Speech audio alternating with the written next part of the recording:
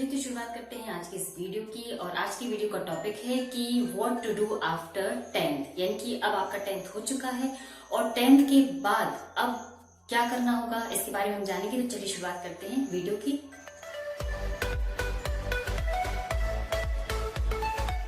तो जैसा कि सभी बच्चों के 10th क्लास के एग्जामिनेशन हो चुके हैं, यानी कि अभी आपका ये जो टाइम चल रहा है वो है आपका एक सब्जेक्ट चुनने का। तो बहुत सारे बच्चों के मन में डाउट होता है कि मैं कौन सा सब्जेक्ट चूज करूं, ये सब्जेक्ट चूज करूं कि ये सब्जेक्ट चूज करूं। कई बच्चों को तो पता ही नहीं होता कि आफ्टर 10th क्या, ठीक है। तो ये सब बहुत सी जो रहती हैं प्रॉब्लम्स बच्चों के मन में रहती हैं।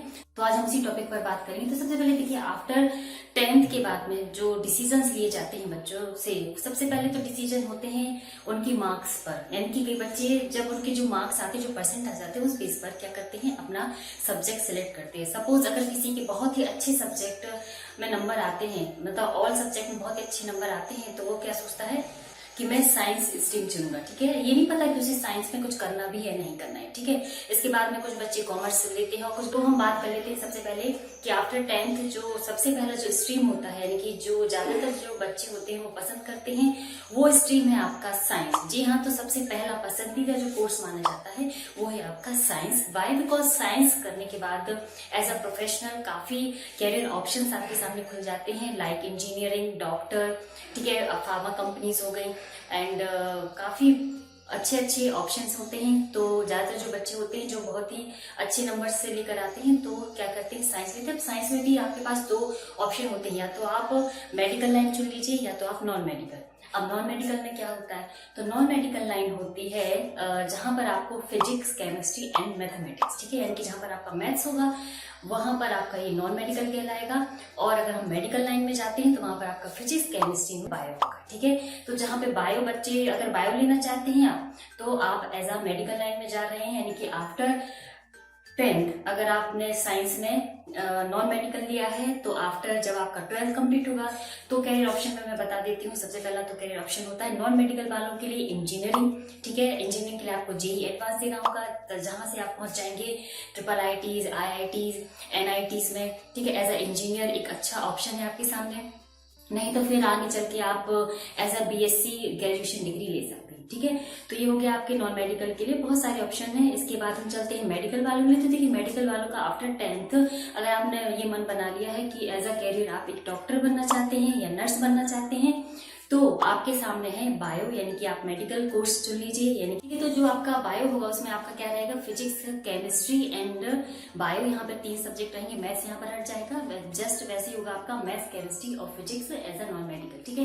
अब हम बात कर लेते हैं साइंस स्ट्रीम में एज अ कैरियर बहुत सारे ऑप्शंस हैं, और जिसके बारे में मैं सेपरेट वीडियो अलग से बनाऊंगी, ठीक है। यहाँ पर हम सिर्फ ये बात करेंगे आफ्टर 12th कौन कौन सी स्ट्रीम है आप ले सकते हैं एज अ फ्यूचर, ठीक है, कैरियर ऑप्शन में। तो देखिए, साइंस वही बच्चे लें जिन्होंने सोचा है कि मतलब मैं कुछ करूंगा। तो अगर आप साइंस सब्जेक्ट चुनते हैं as a stream after 10th, तो आपके पास में कैरियर ऑप्शन मैंने आपको बता दिया, मेडिकल में जा सकते हैं, नॉन मेडिकल साइंस भी है, या फिर सिंपल ग्रेजुएशन आप कर सकते हैं। अब हम चलते हैं सेकेंड मोस्ट फेवरेट स्ट्रीम जो आफ्टर 10th चुना जाता है, और वो है आपका कॉमर्स, ठीक है। तो अगर आप के मन में है कि मैं एक अकाउंटेंट बनना चाहता हूँ, मैं CA बनना चाहता हूँ, अगर आपको पता है CA के बारे में, तो कई बच्चों को नहीं पता होगा लेकिन आजकल सबको पता होता है। तो CA हो गया, कंपनी सेक्रेटरी हो गया, अकाउंटेंट हो गया। एज अकाउंटेंट आप किसी कंपनी में, किसी ऑफिस में अकाउंटेंट की जॉब पा सकते हैं, तो बहुत ही अच्छा ऑप्शन है आपके लिए कॉमर्स, ठीक है। तो कॉमर्स में सबसे पहले आप ये जान लीजिए होता क्या है। तो कॉमर्स में एज अ सब्जेक्ट जो आपको आफ्टर 10th मिलेंगे वो मिलेंगे इकोनॉमिक्स होगा, ठीक है, बिजनेस स्टडीज होगा और अकाउंटेंट होगा। ये तो आपके मेन सब्जेक्ट होते हैं। उसके बाद में आपका हिंदी और इंग्लिश। तो ये स्कूल पर डिपेंड करेगा कि उन्होंने आपको और क्या लैंग्वेज दी। हो सकता है इंग्लिश के अलावा कुछ और आपको चूज करने मिल जाए, कई लोगों को IT चूज करने मिल जाता है अगर वो हिंदी स्किप करना चाहें, ठीक है।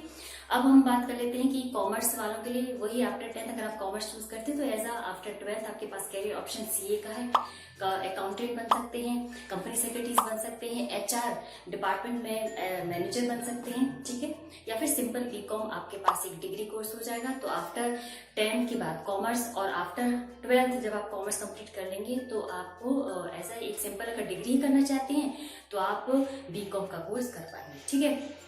अब हम चलते हैं, जो लास्ट है हमारा स्ट्रीम वो है आर्ट्स स्ट्रीम। ठीक है, तो आर्ट्स स्ट्रीम में क्या है, देखिए आर्ट्स में ज्यादातर जो बच्चे होते हैं जिनके बहुत ही कम परसेंटेज आते हैं, सपोज हो सकता है कहीं थर्ड डिवीजन से पास हुए हैं, तो ज्यादातर बच्चों को वही सब्जेक्ट मिलता है, क्योंकि कुछ स्कूलों में एज अ आर्ट्स ह्यूमैनिटीज का सब्जेक्ट होता ही नहीं है। बहुत ही कम स्कूल्स होते हैं जहाँ पर आर्ट्स ह्यूमैनिटीज होती है, तो जो बच्चे कम परसेंटेज लेकर आते हैं उनको आर्ट्स का सब्जेक्ट मिलता है।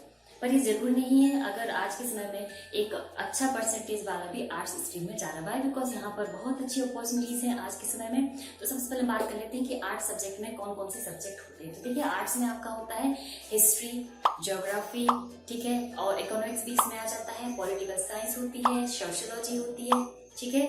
और इसके अलावा जो हिंदी और इंग्लिश जो भी आपको ऑप्शन चूज करने मिलता है, जैसे मैंने बताया कि या तो हिंदी या इंग्लिश या जो भी आपके स्कूल में आपको ऑप्शन होगा वो आप चूज कर सकते हैं। ठीक है, अब आफ्टर 12th अगर आपने आर्ट्स आफ्टर 10th किया तो अब आगे आप सोचेंगे क्या ऑप्शन है। तो देखिए इसमें सबसे अच्छा ऑप्शन तो ये है कि देखिए अगर आप आर्ट्स लेते तो आर्ट्स में आपको ऑल अबाउट जो भी नॉलेज है हिस्ट्री का, ज्योग्राफी का, वो सब कुछ मिलता है और ये काम आने वाला है आपका। अगर आपने सोचा है कि आप एक IAS अफसर बनना चाहते हैं, मैं ये नहीं कह सकती कि साइंस और कॉमर्स वाले IAS अफसर नहीं बन सकते, लेकिन फिर भी कहा जाता है कि आर्ट्स लेने के बाद ज्यादातर जो बच्चे होते हैं वो ये कहते हैं कि मैं IAS की प्रिपरेशन करूंगा। वाई? बिकॉज कुछ सब्जेक्ट्स ऐसे होते हैं जो इजी पढ़ते हैं IAS की प्रिपरेशन में, जैसे सोशियोलॉजी हो गया, कई लोग साइकोलॉजी ले लेते हैं। ठीक है, तो आफ्टर आर्ट्स अगर आप 10th के बाद आर्ट्स लेते हैं तो आर्ट्स में जो सब्जेक्ट्स होते हैं सब्जेक्ट को आप आगे ले जाते हैं। आप डिग्री में एज अ हिस्ट्री, इकोनॉमिक्स है, आपका लिटरेचर है, ठीक है।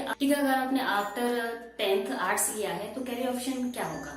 तो देखिए कैरियर ऑप्शन में जो मैंने आपको बताया कि सिंपल यहाँ पर आप IAS की प्रिपरेशन कर सकते हैं, या फिर बहुत सारे जो जॉब्स निकलते हैं गवर्नमेंट जॉब, उसमें आपको अच्छी अपॉर्चुनिटीज है। इसके अलावा आप लॉ कर सकते हैं, ठीक है, क्योंकि आफ्टर 12th तो हम फ्री रहते हैं कि कुछ भी कर सकते हैं। अगर आपको 11th 12th में अपना स्ट्रीम पसंद नहीं आया है तो आफ्टर 12th आप इसे चेंज भी कर सकते हैं। कोई कंपलसरी नहीं कि अगर आपने 11th 12th अपनी फेवरेट कोई, ये कंपलसरी नहीं है कि आपने अगर 11th 12th जिस सब्जेक्ट से किया है उसी को आप आगे ले जाएं। अगर आपको लगता है कि मैं स्किप करना चाहते हो तो आफ्टर 12th आप कुछ और भी चूज कर सकते हैं। बहुत सारी डिग्री कोर्सेज हैं, ठीक है, BSc है, BCom है, BA है। तो आफ्टर आर्ट्स आप BA कोर्स कर सकते हैं, सिंपल डिग्री होती है, और BA के बाद MA, MA के बाद PhD, फिर बहुत सारे कोर्सेज होते हैं वो आप कर सकते हैं। ठीक है, इसके अलावा आफ्टर 10th कुछ डिप्लोमा कोर्सेज भी होते हैं, वो भी आप कर सकते हैं। ठीक है, तो यहाँ पर सिर्फ ये बात की जा रही थी कि आफ्टर 10th आप कौन सा स्ट्रीम चुने। आज के वीडियो में बस इतना ही। तो thanks for watching this video, please like, subscribe my channel.